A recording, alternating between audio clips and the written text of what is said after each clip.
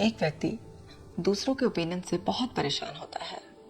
उसे बड़ा तकलीफ देता है अगर उसे कोई भी कुछ बोल देता है, और अब उसका मन भी कल्पनाएं करने लगता है।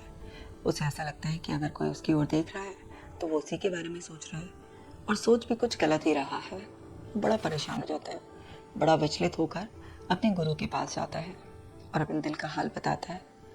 गुरु मुस्कुराते हैं और उसे बोलते हैं कि तुम मुझसे कल मिलने आना और अपने हाथ में एक जल का लोटा लेकर आना, पूरा उसे भरना और बस सारी निगाह उस लोटे पर बनाकर रखना, एक भी बूंद पानी छलक ना पाए।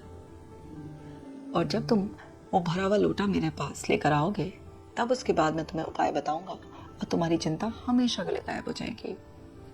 वो व्यक्ति वैसा ही करता है। अगले दिन जल से भरा हुआ लोटा लेकर गुरु की ओर आगे बढ़ जाता है।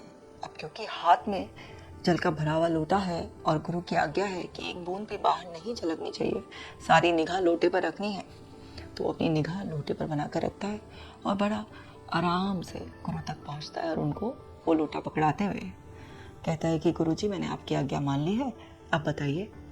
तो गुरु बोलते हैं, ये बताओ बेटा, रास्ते में तुमने किसी देखा? क्या बोल रहे थे लोग? क्या गुजर रहा था सड़क से? वो बोलता है, गुरुजी, आज तो नहीं पता कि कौन खड़ा था दाएं बाएं, लोग क्या बातें कर रहे थे, क्या गुजरा, क्योंकि मेरा सारा ध्यान तो इस लोटे पर था कि इसमें से एक भी बूंद छलक ना जाए। गुरुजी मुस्कुराकर बोलते हैं, क्योंकि तुम्हारा ध्यान आज एक जगह एकाग्र था, इसलिए आसपास क्या शोर था, कौन गुजर रहा था, उस सब से तुम्हारा मन हट गया।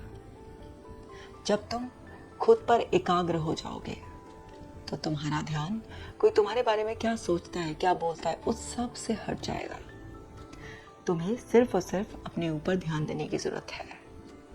बाकी लोगों की आवाजें खुद ही मौन हो जाएंगी।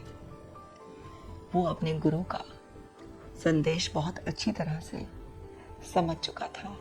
वो गुरु को प्रणाम कर कर वहां से उठा और मुस्कुराता हुआ वापस जाता हुआ सोचने लगा कि कितनी भूल हो रही थी मुझसे। मैं खुद पर ध्यान देने की बजाय अपनी सारी ऊर्जा दूसरों को दे रहा था। उसने तो ये सीख ले ली और खुद पर फोकस करना शुरू कर दिया। आप कब से ऐसा कर रहे हैं? ये कहानी आपके दिल को छुई है तो कमेंट सेक्शन में अपना प्यार ज़रूर दें और इस कहानी को और लोगों के साथ भी शेयर करें।